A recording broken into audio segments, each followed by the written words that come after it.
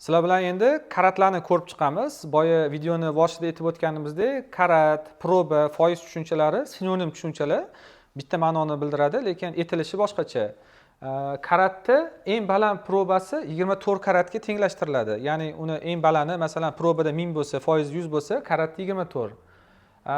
14 karatimiz 583 ga to'g'ri keladi, 18 karatimiz 750 ga to'g'ri keladi, 24 karatimiz 49 probali bo'lsa 100% toza tillaga to'g'ri keladi.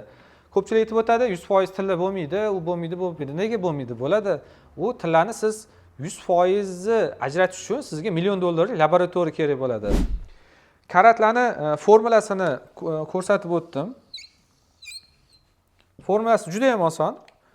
Istalgan karat sonni, siz eshitgan istalgan karat sonni 24 ga bo'lasiz. Masalan, 14 karat deyotgan bo'lsa, 14 bo'lamiz 24.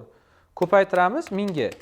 Ya'ni bizda 583 soni kelib chiqadi. Ya'ni bu yoqda dumi ham bor, 13. Men umumiylashtirib o'zi 583 qilib qo'ydim. Karat so'zi juda ham oson so'z. Ya'ni sizda 14 karat degani 583 proba degani. Ya'ni bu 58.13% sof tilla oldingiz degani. O'sha olgan narsangizdan 58.13%gina toza tillaligini bildiradi. 18 karat deydi, ko'pchilik Dubayga borsa eshitadi, yo 20 karat, 22 karat deydi.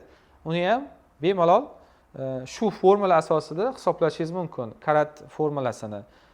Siz uchun, o'zingiz uchun bitta misol, kalkulyator bo'lsa yo telefoningizdagi kalkulyator orqali masalan, hozir bu yerda 14, 18, 24 ko'rsatdi. Siz o'zingizga 20 karatni yoki 22 karatni kalkulyator orqali shu formulaga qo'ying-da, istalgan sonni 24 ga bo'lib 1000 ko'paytiring, sizga probadagi soni kelib chiqadi. Ya'ni uni foizini bilmoqchi bo'lsangiz, ya'ni 10 ga bo'lasiz va 10 foizi kelib chiqadi. Yo'qsa foizni shuni o'zida ko'rmoqchi bo'lsangiz, 1000 ga ko'paytirmizda 100 ga ko'paytirasiz. O'shanda sizga foizi kelib chiqadi.